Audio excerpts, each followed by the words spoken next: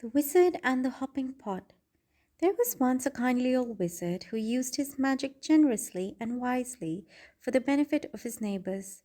Rather than reveal the true source of his power, he pretended that his potions, charms, and antidotes sprang ready made from the little cauldron he called his lucky cooking pot. From miles around, people came to him with their troubles, and the wizard was pleased to give his pot a stir and put things right. This well beloved wizard lived to a goodly age and then died, leaving all his chattel to his only son. This son was of a very different disposition to his gentle father. Those who could not work magic were, to the son's mind, worthless, and he had often quarrelled with his father's habit of dispensing magical aid to their neighbours.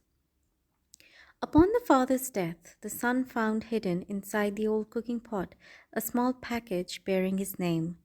He opened it, hoping for gold, but found instead a soft, thick slipper, much too small to wear, and with no pair.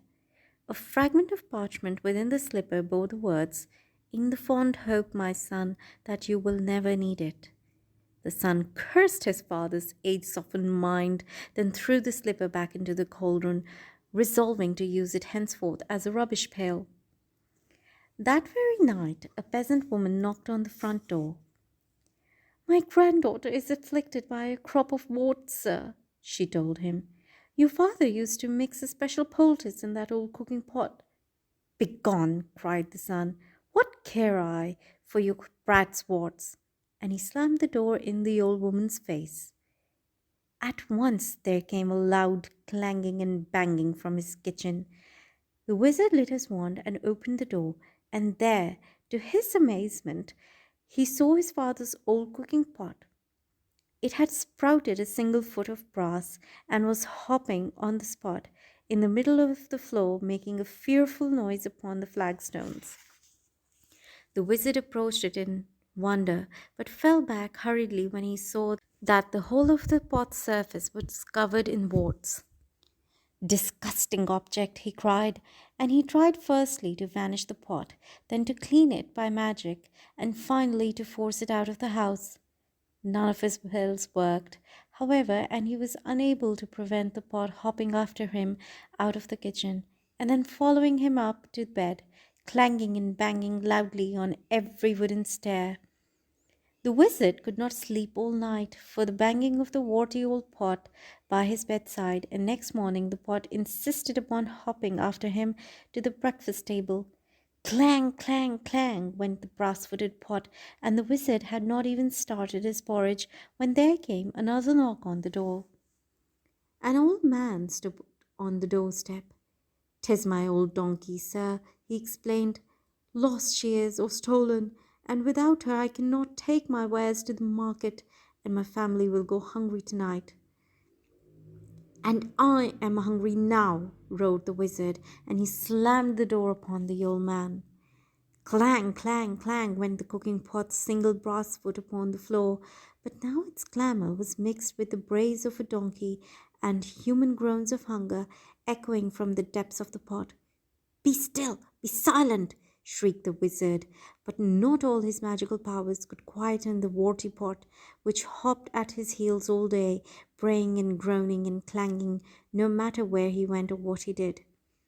That evening there came a third knock upon the door, and there on the threshold stood a young woman sobbing as though her heart would break. "My baby is grievously ill," she said. "Won't you please help us? Your father bade me come if troubled." But the wizard slammed the door on her, and now the tormenting pot filled to the brim with salt water and slopped tears all over the floor as it hopped and brayed and groaned and sprouted more warts. Though no more villagers came to seek help at the wizard's cottage for the rest of the week, the pot kept him informed of their many ills. Within a few days, it was not only braying and groaning and slopping and hopping and sprouting warts, it was also choking and retching, crying like a baby, whining like a dog, and spewing out bad cheese and sour milk and a plague of hungry slugs. The wizard could not sleep or eat with the pot beside him, but the pot refused to leave, and he could not silence it or force it to be still. At last, the wizard could bear it no more. Bring me all your problems, all your troubles, and your woes, he screamed, fleeing into the night, with the pot hopping behind him along the road into the village. Come, let me cure you, mend you, and comfort you. I have my father's cooking pot, and I shall make you well.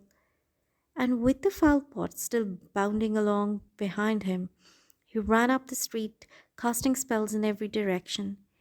Inside one house, the little girl's warts vanished as she slept. The lost donkey was summoned from a distant briar patch and set down softly in its stable. The sick baby was doused in dittany and woke well and rosy.